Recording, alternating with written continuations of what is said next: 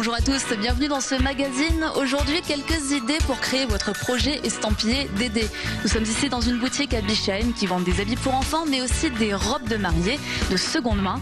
Ça a été créé grâce à l'association pour le droit à l'initiative économique, l'ADI. On y revient dans quelques instants. Dans ce magazine également, comment donner une couleur un peu plus écolo à votre manifestation.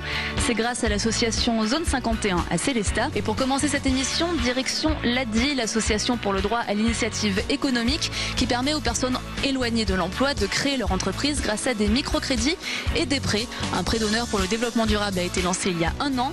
Rencontre avec la directrice.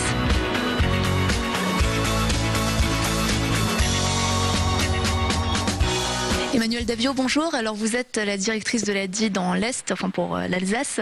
Alors mettons, je suis au chômage, j'ai pas beaucoup d'argent, j'ai pas accès au crédit bancaire, mais j'ai quand même des idées et envie de créer mon entreprise. Donc c'est là que vous intervenez, c'est ça ? Tout à fait. On finance et on accompagne les personnes qui ont un projet de création d'entreprise ou une entreprise déjà en activité, mais qui n'ont pas accès au crédit bancaire, soit par leur situation financière, soit par leur projet qui est encore tout petit. Et à ce moment-là, on peut les recevoir en rendez-vous. On ne demande pas de dossier préalable. Un conseiller les reçoit, va les orienter, va les aider à monter leur dossier de demande de financement. Pourquoi avoir développé alors un prêt spécifiquement consacré au développement durable ? Oui, alors en fait, cette démarche a été lancée à l'initiative du Conseil régional d'Alsace dans le cadre de la convention de coopération pour le développement durable qu'ils ont signé avec le groupe EDF. Ils ont souhaité y inclure les micro-entreprises financées par l'ADI. Donc une convention a été signée fin 2009 dans ce cadre. L'objectif était de pouvoir donner accès à un prêt d'honneur, donc à taux zéro, pour les personnes qui avaient soit un projet très orienté vers le développement durable, soit dans la mise en œuvre de leur projet, soit l'aménagement du local. Est-ce que vous avez remarqué une tendance justement ces dernières années? Il y avait eu de plus en plus d'entreprises liées au développement durable, ou alors est-ce que c'était justement pour donner une impulsion supplémentaire à ce secteur? Un peu les deux. Il y a de plus en plus d'entreprises liées au développement durable, de plus en plus d'envie de la part des personnes qui viennent nous voir, mais avec peu de connaissances. Qu'est-ce que ça veut dire? Est-ce que je le suis? Comment est-ce que je peux l'être? Donc il y avait aussi un volet formation lié à cette convention. Il n'y avait pas uniquement l'apport financier. Comment est fait le choix des personnes qui ont droit à ce microcrédit? Est-ce qu'il faut remplir des critères à la base? Est-ce qu'il faut avoir déjà un projet très élaboré? Il faut déjà avoir un projet de création bien décidé, pas être au stade de l'idée mais au stade du projet. Pour autant, on ne demande pas qu'il y ait un business plan qui ait été rédigé au préalable. C'est vraiment les conseillers lors de l'entretien qui vont évaluer le degré de maturité du projet pour ce faire. Donc ça, c'est important. La composante développement durable, on va justement la voir en entretien par cette fameuse grille que les conseillers utilisent pour essayer d'évaluer si le projet peut rentrer dans cette composante-là ou pas. Et puis par ailleurs, c'est surtout et principalement le chef d'entreprise qui compte, qu'on puisse connaître la personne, son parcours, pourquoi elle se situe dans cette démarche aujourd'hui et qu'est-ce qu'elle veut entreprendre par là. Et ce sont ces critères-là qui vont nous décider d'octroyer ou pas à la fois le microcrédit et le prêt d'honneur développement durable. Eh bien, on va voir tout de suite quelques-uns des lauréats de ce prêt d'honneur et également comment monter son projet, comment est-ce que fonctionne ce prêt d'honneur. Reportage. Depuis un an, le prêt d'honneur EDF pour le développement durable a permis à une vingtaine de micro-entrepreneurs soutenus par l'ADI de pousser plus loin leur démarche environnementale. C'est un prêt à taux zéro et sans garant. Donc ça permet à une personne qui vient emprunter chez nous d'avoir un microcrédit ADI, parce que c'est toujours la base de notre financement, et de greffer dessus un prêt EDF développement durable. Ce prêt, c'est jusqu'à 3 000 €, remboursable sur 2 ans et demi. Un bon coup de pouce pour lancer sa boîte. Chaque semaine, une commission étudie les projets. Ont été retenus ceux qui remplissent un critère environnemental, économique et sociétal. Le premier critère, c'est un critère environnemental. On va pouvoir soutenir un client qui a un projet en lien avec le réemploi ou le recyclage.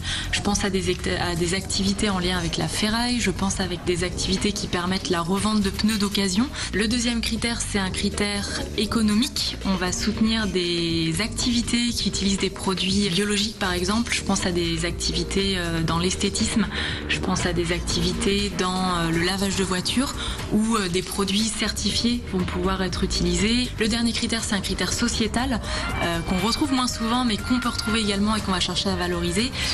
Je pense à quelqu'un qui a mis en place une grille de tarification spéciale pour les bénéficiaires du RSA. Les lauréats sont ensuite suivis par l'équipe de conseillers et de bénévoles de l'ADI. On vient de voir dans ce sujet quelques-uns des lauréats de ce prix d'honneur développement durable. Parmi eux, Ines Croth, qui a ouvert il y a quelques mois sa boutique ici à Bischheim. Pourquoi avez-vous démarché l'ADI pour ouvrir votre projet? Pourquoi est-ce que vous avez choisi d'ouvrir une boutique? Donc moi j'ai démarché l'ADI parce qu'en fait c'était très compliqué avec les banques, donc j'en avais vu plusieurs.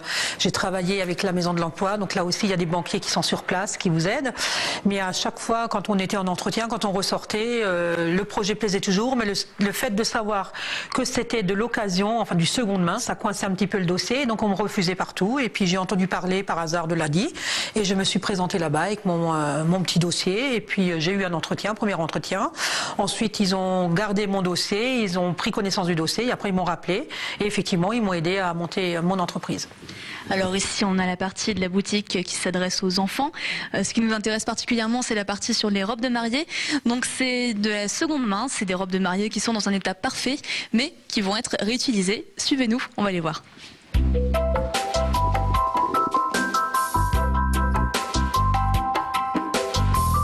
Alors ici, il y a des robes de toutes les tailles, de toutes les formes, de toutes les couleurs, parfois quasi neuves. Qu'est-ce qui vous a poussé à créer cette boutique et son concept exactement, si vous pouvez nous l'expliquer? Donc en fait, moi j'ai connu un jeune couple qui voulait se marier et qui avait un problème de budget. Et du coup, moi ça m'a donné une idée, récupérer des robes un petit peu partout, donc chez des particuliers de préférence, parce que les boutiques, ça fonctionne pas. Donc avec les particuliers qui me déposent donc leurs robes, qui n'ont jamais porté ou qu'ils ont juste porté quelques heures. Donc l'idée c'est d'éviter de jeter, d'éviter le gaspillage? Tout à fait. Donc c'est pour éviter la surconsommation, on va dire ça comme ça. Donc effectivement, on a des robes qui sont en excellent état. Donc ça c'est une robe entièrement en soie. Et donc en fait l'avantage c'est de les réutiliser et de faire profiter les personnes. Et elles peuvent également les louer. Est-ce qu'il y a une grosse demande aujourd'hui? Parce qu'on peut se dire aussi que la robe de mariage c'est quelque chose d'assez personnel. On n'a peut-être pas forcément envie de porter une robe que déjà quelqu'un d'autre a portée, mais est-ce qu'il y a beaucoup de monde qui s'intéresse à ça? Eh bien oui, justement, il y en a de plus en plus, parce que la robe de mariée, elle a un coût, puisque ce sont quand même des matières nobles et rares aussi. Les gens, ils entendent parler du gaspillage, de la surconsommation, donc effectivement, ça leur donne envie de ne pas garder cette robe dans le placard qui ne sert plus à rien après.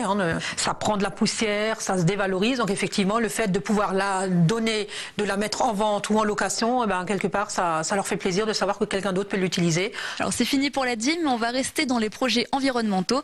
On va s'intéresser dans quelques instants aux éco-manifestations. Comment faire votre festival ou votre fête avec un petit côté éco-responsable, ça s'apprend, ça se passe à Célestat. Mais d'abord en reportage, le mois de novembre, c'est le mois manger pour agir. Vous pouvez manger local, sain, sans carbone. Ça se passe dans une 50aine de restaurants en Alsace avec l'opération Objectif Climat, direction Ribeauvillé. Savez-vous qu'un repas sain pour la santé ne l'est pas forcément pour l'environnement? Nos assiettes, c'est un tiers des émissions de gaz à effet de serre en France. Alors pour réduire cet impact, l'association Objectif Climat a lancé depuis 2007 l'opération Manger c'est agir, une initiative pionnière en France. Parce que les aliments arrivent à l'assiette du consommateur, ils passent par beaucoup d'étapes, comme c'est par exemple la production, la culture, l'emballage, la transformation et bien sûr les transports. L'objectif c'est d'informer, sensibiliser les restaurateurs et sa clientèle sur l'impact que l'alimentation peut avoir sur le climat. Et aussi c'est de leur donner des informations et des outils concrets pour qu'ils puissent mettre en pratique les consignes de la cuisine sobre en carbone. L'alimentation sans carbone, c'est un principe. Utiliser des produits locaux et de saison, mais aussi limiter le surgelé, les emballages, logique pour certains restaurateurs, plus compliqué pour d'autres. Il y a certains restaurants qui entrent dans les yeux de plus en plus et qui continuent à travailler avec des producteurs locaux.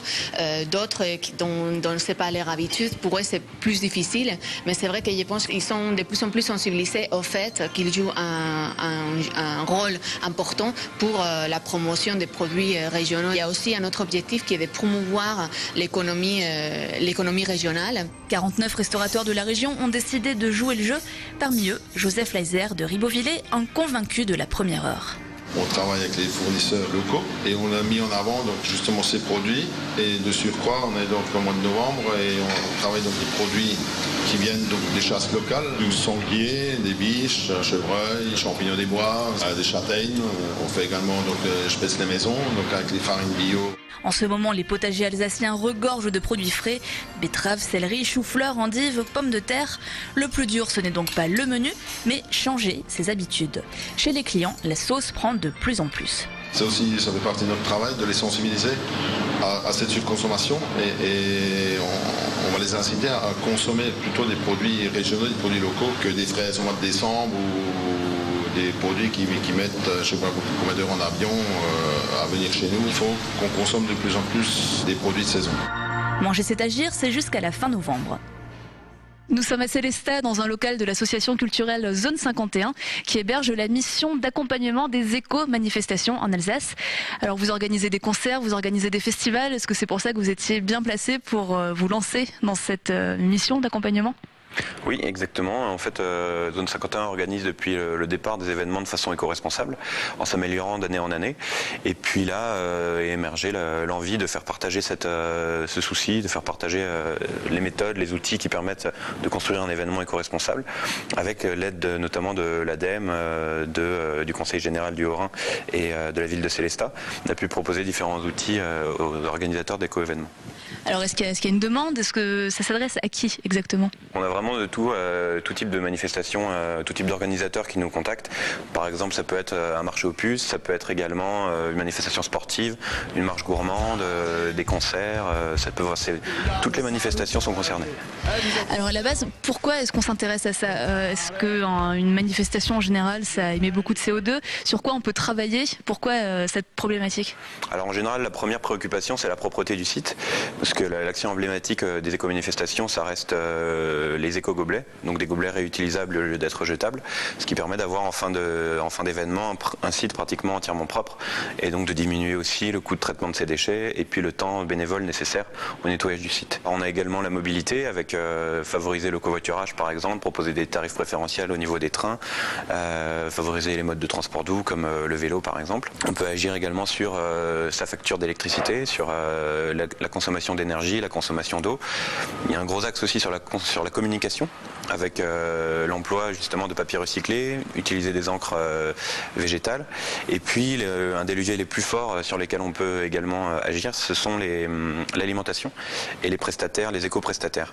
Donc nous, ce qu'on va proposer au courant du printemps, ce sera un annuaire des éco-prestataires régionaux pour que les organisateurs d'événements qui souhaitent, par exemple, avoir des tartes flambées bio avec une bière bio et le tout local et de saison, puissent leur proposer et qu'on puisse leur proposer directement les prestataires au plus proche de chez eux. Pour le Festival des Arseniques, on a plus de 15 000 gobelets en circulation. L'idée de réutiliser ces gobelets, de les mettre en circulation à travers toute la région, c'est pour éviter aussi que ces gobelets soient réédités chaque année, comme ça peut arriver, ce qui est complètement contre-productif. Donc finalement, si on réédite des gobelets comme ceux-ci chaque année, on va créer du déchet en plus. Et on s'arrête là pour aujourd'hui. Vous savez tout sur comment monter votre projet environnemental. Les déchets, on va en reparler la semaine prochaine, beaucoup plus en détail. D'ici là, je vous dis bonne semaine sur Alsace 20.